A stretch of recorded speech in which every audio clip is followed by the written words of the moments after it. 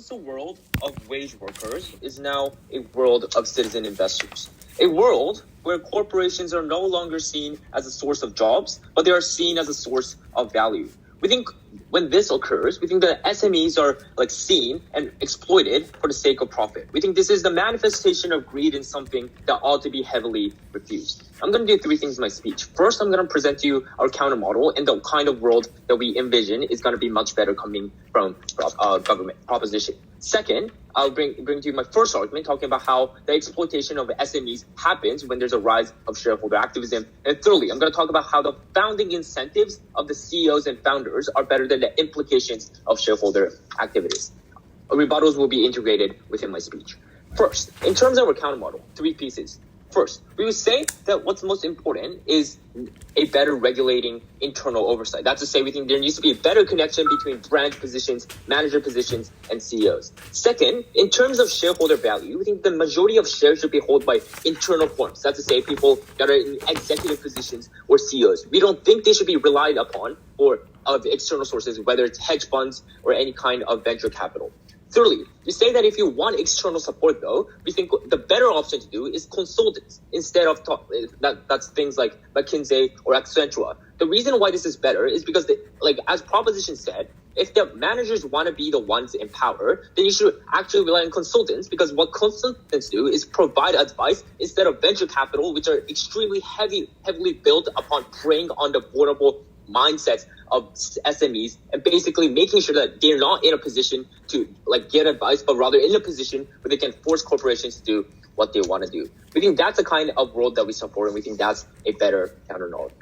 I'm going to move on to my first argument. First, why the exploitation of SMEs are likely to occur. That's to say, we would argue in the vast majority of instances, like investors like hedge funds are able to basically use the structural power imbalance for the sake of exploiting SMEs and making sure that they are going to listen to whatever order they give. Three pieces of analysis. First is in terms of the structural power imbalance they talked about. That's to say, we think that hedge funds are not kind angels or any kind of benevolent manifestations as Proposition envisioned. That's to say, what they in the vast majority of instances do in the status quo is that they take advantage of SMEs. That's to say, SMEs in the status quo usually care about deficit. Now that's even in the status quo, given the fact that there's COVID-19, that income is going down, so they are forced in a vulnerable state where they have to rely on SMEs. And even if they are not in the state of COVID-19, we think the fact that they're still newly established, where they don't have enough knowledge about the market, where they're still in risk of corporate collapse, means they're forced into a position of a structural power imbalance where they can't negotiate with hedge funds. In those instances, we would say the fact that power imbalance means the hedge funds are able to basically manipulate their power to gain what they want. The second incentive that we talk about is that even if corporations need long-term funds, we would say that the fact that what happens instead is that venture capital is forced into and has an accountability in terms of giving short-term investors short-term growth to the investors. That's to say, the fact how venture capitals work in the first place is that they need to give at least a certain amount of return for investors, or else other investors are going to go to other corporations. That means there's a natural incentive for venture capitals in the first place to have to seek for short-term profit, because it's the only way they can establish themselves as an institution. What this means is that what's going to happen is usually first a massive layoff of employees. That's to say that even if you care about long-term projects, a Proposition might come up here and talk about, what's going to happen is that for the sake of cutting cost cutting, you're going to massively lay off employees, because venture capitals don't care about those kind of internal reforms. We would say this already happened in instances of DuPont, where Trinity Fund basically was for the sake of optimizing stakeholder value. What they did was basically cut down millions of dollars for art, research and development, but also cut off thousands of jobs for employees. In those instances, we think that's extremely malicious. Thirdly, is in terms of exit strategies. That's to say that when you look at things like stock buys, the moment they see a trend going down, they opt out of the system. They don't provide any kind of SMEs for the sake of learning through trial and error and failure. They require absolute success, because that's at the moment in which they see any kind of falling trend, what they're gonna do is basically sell everything.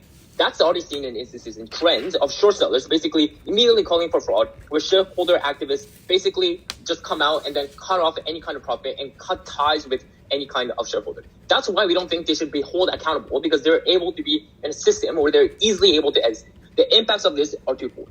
First is that employee rights are scrutinized. That's to say that I think in the vast majority of instances, what's going to happen is that the lowest 20 to 30% of employees are going to be cut from jobs because venture capitalists want them to be out of the jobs for the sake of cost cut. What this means is that when the weakest and the most disenfranchised become targets, they're not able to find other jobs because the fact that they were forced out of the jobs means is already a black mark on their resume. The fact that they couldn't get any kind of probably financial disbursement package means that they don't have any money to put on the table, and we think that's the kind of exploitation that's going on. But B, in terms of consumerism, we say in the long term, what's most important for consumers is that you need long-term innovation products. That's to say, we think in the status quo, the most notable products are usually ones that were created upon thousands of failures, the ones that have short-term loss but long-term growth. That's to say things like YouTube or Netflix. The difference here is that the moment in which venture capitals are only going to care about short-term growth and short-term income and not going to care about sustainability, what's going to happen is that these products won't occur because venture capitals won't allow corporations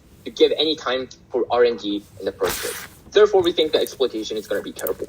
Second, in terms of founding incentives of CEOs, we think there's already a natural incentive compared to proposition for natural CEOs to care about the environment or any kind of sustainable feature, because the fact that we live in cancel culture and that there's a dignity and corporate social responsibility in caring about all the consumers means that there's a natural refusal for gang memberships or any kind of unethical behavior. There's already a maximum incentive to care about promotion because it is their corporation, and that there's a consensus because whenever the CEOs give a decision, then any kind of manager positions care about it. That's to say, if there's a problem in the supply chain, then the branch manager positions are able to effectively communicate each other to resolve the problem. In contrast, what's going to happen is that the shareholders are first going to undermine the responsibility of duties of public corporations and directors, which means that there isn't going to be lack of transparency or internal reforms.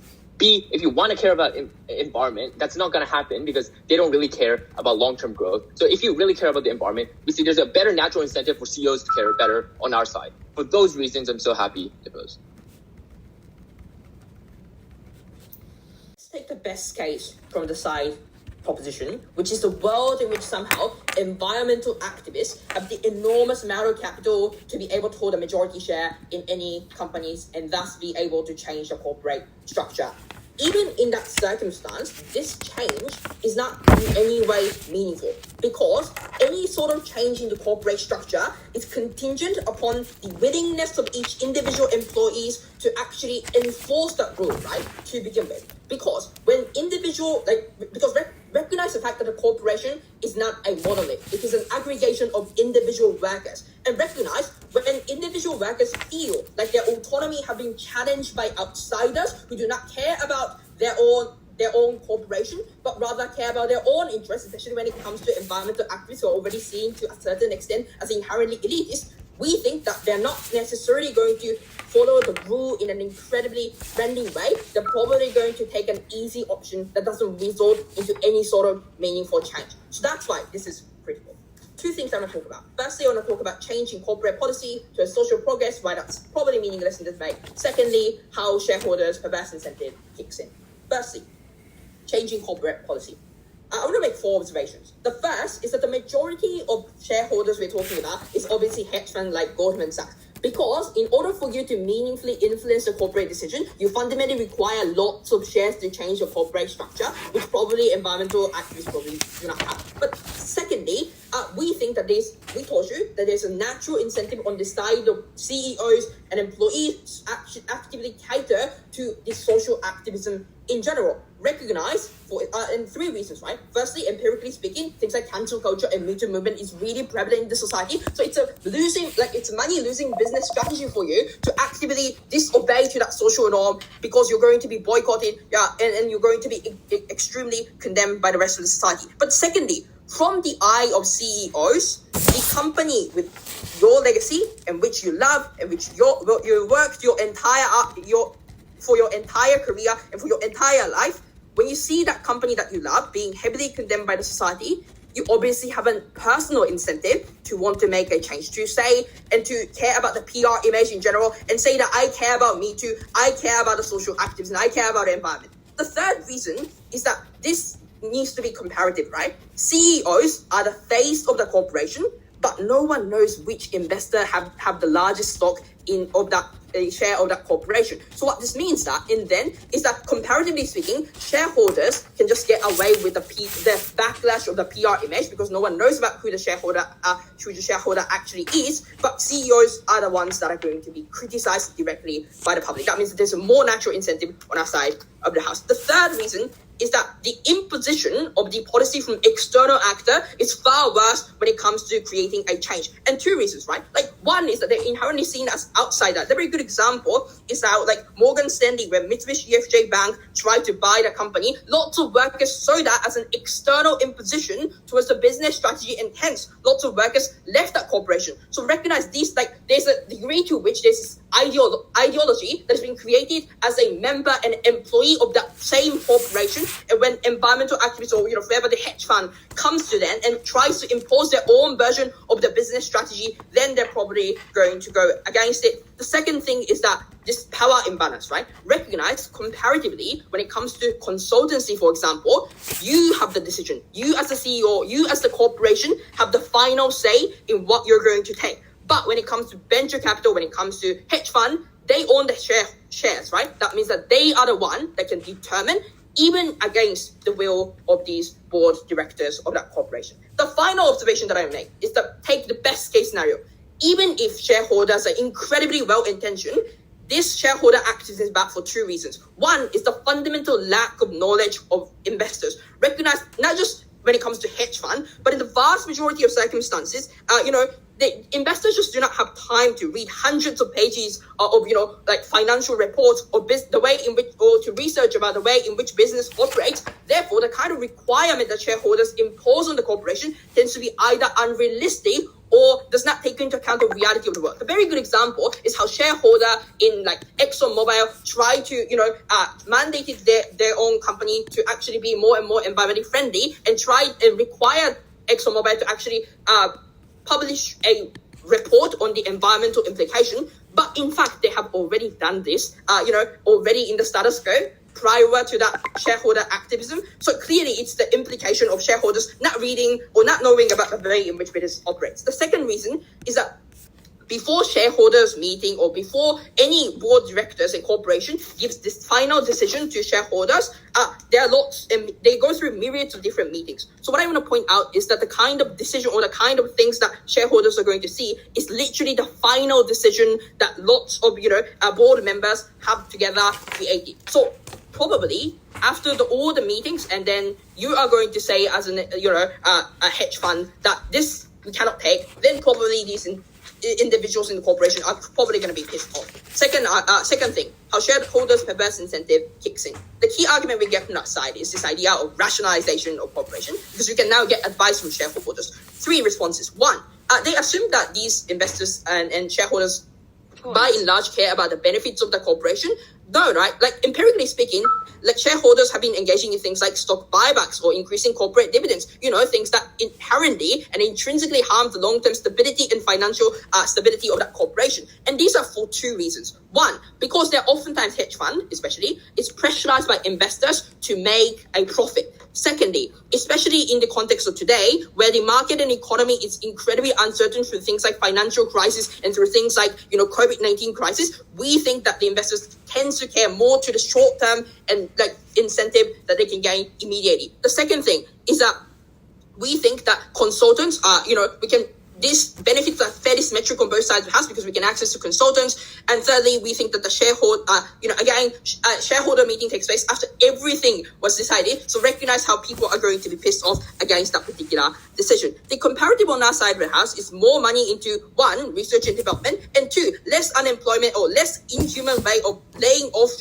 workers without any because shareholders do not have any personal connection with workers on the ground, but managers do. What that means then is that they're not going to immediately lay off workers without giving any notice, but they're going to do it in comparatively human way. So for all these reasons, weigh that vast benefit we provided to you against the trivial harm based on the unrealistic characterization. For all these reasons, we win the debate. Thank you, Chairperson. The contradiction of a prop case is that if they are talking about shareholders or like activists, like environmental activists or feminism or eco-friendly people, they don't have money to buy shares in the first place. If they are talking about venture capital or private equity fund who have incentive of long-term growth, then they don't have ethics or a social consideration because they require money in return. So the scenario presented by government bench is just unrealistic. I don't know what kind of practical change will happen as a result of shareholder activism then.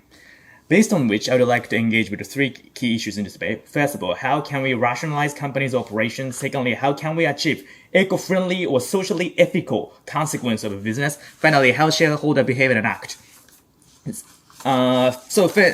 Firstly, how the first issue is about rationalization. That's what Prime Minister explained.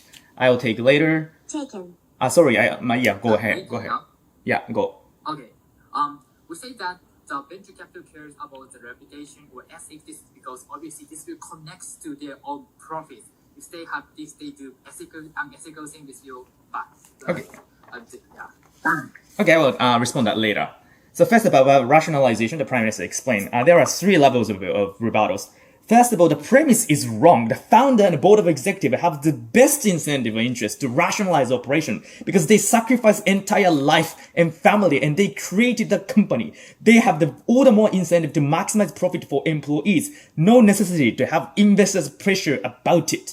Secondly, definition of rationalization is subjective. It really depends on situation and the company's culture. Let's say Netflix spares huge resources for salaries of workers. They are paying too much to the workers, and Tesla bought Bitcoin.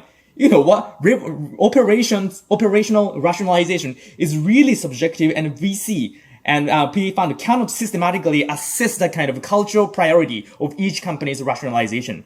And number three, even if the revolutionary suggestion is made by hedge fund or PE fund, even if that sounds nice, it is hard to get internal consensus from employees on site because it's recognized as an imposition by aliens. Therefore, managers or employees or staff are demotivated to work together to enforce that kind of suggestion or revolutionary plan. And sometimes they quit company as a team. For example, when Citibank was M&A'd by Nikko Shoken Group, a lot of talented teams quit the company because they didn't work for Japanese company. When Live Door Horiemon tried to buy Fuji TV, a lot of workers and managers quit if they were going to be bought. And that's the kind of motivation or emotional attachment that we have to consider. You sometimes cannot measure the company's performance by tangible numbers, but we need to consider the psychological or emotional attachment of workers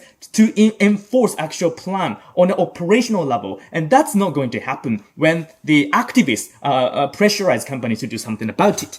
Second issue is about eco-friendly products or social change or ethical aspect of the shareholders' activism. Three counter-analysis. Number one, I think the assumption is wrong. Like private equity funds or VC, hedge fund are not environmental activists. They seek out PL or BS or financial statement. The point of information from the other side of the house is that sometimes venture capitals have incentive to care about the ethics. No, it's a matter of priority. The VC or venture fund or hedge fund are operating or investing money by investors. They need to keep over 20% of return every year annually. Otherwise, the rich investors will withdraw money and outsource that money to other private banks. There are many competitors in the market. In order to gain customers and clients' trust, they need to maintain over 20% or 25% return. Therefore, ethical aspect is deprioritized in a zero-sum resources, and this is a structural problem. Secondly, on comparison to these investors, the founders or executives usually have a stronger incentive to maximize social impact because entrepreneur created a company out of passion, philosophy, enthusiasm. Let's say Uniqlo, SoftBank, or Suntory, or Matsuda, or even Don Quixote. They have a philosophy behind their business. That is why they spend tremendous amount of money or resources for corporate social responsibility. They fund museum. They fund like classic orchestra live concert. VC hedge fund do not have such incentive to spare resources for corporate social responsibility, which makes any financial return for investors. Number three, in case of startups and ventures that aim to IPO, Then they need to convince and persuade wide range of stakeholders and private individual investors and consumers. Therefore, they don't engage with anti-social activities. The best analogy is they usually stop trading with clients of gangs or 反社会的勢力 or anti-social forces because of the reputation risk. So conclusion of this issue is that sufficient extent of social ethics change is better achieved on our paradigm that founders or board of executive voluntarily operationalize and enforce that kind of corporate philosophy rather than VC or hedge fund invest in a pressurizing company. Next issue is about the behavior of shareholders. Then the Deputy Prime Minister explained that even venture capital has a long-term incentive to invest in company. Whether short-term or long-term is not an issue. What we are talking about is a conflict of priority in companies' operation. Some companies want to spare resources for marketing. Some other companies want to spare resources for R&D, research and developments. Some other companies spare resources for operations. Therefore, sales, profit and loss is not necessarily the primary incentive for all companies. So in terms of this zero-sum game of limited resources, the conflicts of priority is the issue that we have to consider. On second level, let's say that, the founders do not have incentive to initiate drastic change because of the criticism from employees. One, same level of problem also applies to venture capital. There are a lot of criticism from employees that demotivate employees to actually enforce the policy. Secondly, they consider that the VC, want massive change. That is why massive layoff or firing workers or cost cutting of corporate social responsibility will happen, and that massively damages the workers. Then the whip speaker said we need to consider broad social aspect. If you consider broad social aspect, why can you justify massive layoff of workers who have no opportunity to join labor union? We don't have labor union in VC or startups. That exists only for large corporations. So you're sacrificing and exploiting the most vulnerable actors in the world. We are happy to oppose. Thank you. At the end of this debate, the side proposition doesn't deal with the definition provided in the info slide, because info slide says that the goals of shareholder activism range from financial to non-financial, and recognize that the proposition only talks about non-financial aspect of the rise of social shareholder activism, but doesn't really deal with the financial aspect. I recognize that this is a part that is less discussed in the debate, but I think that this is also still a very important thing. So I want to firstly talk about financial aspect, then secondly I want to talk about non-financial aspect. Let's start with financial aspect. The first thing we told you is the majority of shareholders in this debate are likely to be hedge funds like Goldman Sachs that are heavily pressurized by investors to make profits constantly. And that given that we're living in the context of uncertain economy with things like COVID pandemic and also things like financial crisis, that means that there's a maximum incentive on the side of hedge fund to care about short-term incentive, like through things like increasing corporate dividend, things like stock buybacks that are antithetical to the long-term interest of the corporation in the long term. But secondly, right, irrespective of whether or not it's short-term or long-term, Mr. Stein explains to you why the conflict of interest in itself is really harmful to corporation, because there are myriads of different ways that the corporation wants to operate under. For example, investing more onto research and development of that product to actually decrease the cost and decrease the price of that product to make it more accessible to individuals, for example. The impacts are twofold. One, we told you that this is likely to harm consumers as there will be less development and less research, but more importantly, we told you about the massive structural unemployment that is going to be created on that side of the house when a hedge fund with perverse incentive that only cares about their own selfish interest kicks in and then tries to cut costs to a significant extent. That is a point at which the poor individual with manual labor, for example, these individuals, the vulnerable people that these guys wanted to protect on the social scale is going to be harmed on that side of the house. Recognize that the proposition throughout three speakers have never ever responded a single thing to this argumentation. That's why they're already out of debate. But secondly, let's talk about non-financial aspect.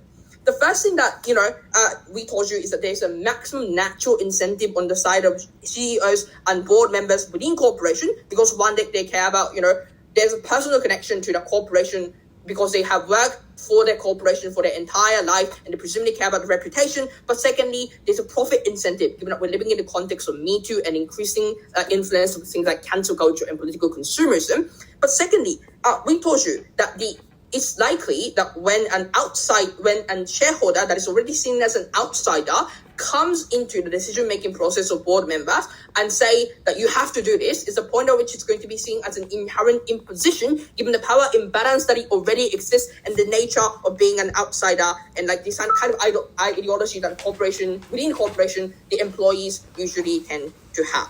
This means, but furthermore, we told you that there's a philosophy that usually oftentimes CEOs or founders of corporations usually have. That means that when it comes to the ethical aspect of this debate, i.e. things like environmental protection or things like, feminist ideology, for example, all of those things are comparatively better on our side of the house. Recognize the only response from that side is to just assert back that, well, venture capital has an incentive to care about all of these things, for example. And recognize the unrealistic characterization of environmental activists and, feminist, individuals having like a massive money to be able to reflect on and successfully change the corporate structure is really, really unlikely. They do not have money to begin with. The vast majority of contexts are hedge fund with perverse incentives. So for all these reasons, we've comprehensively taken this debate.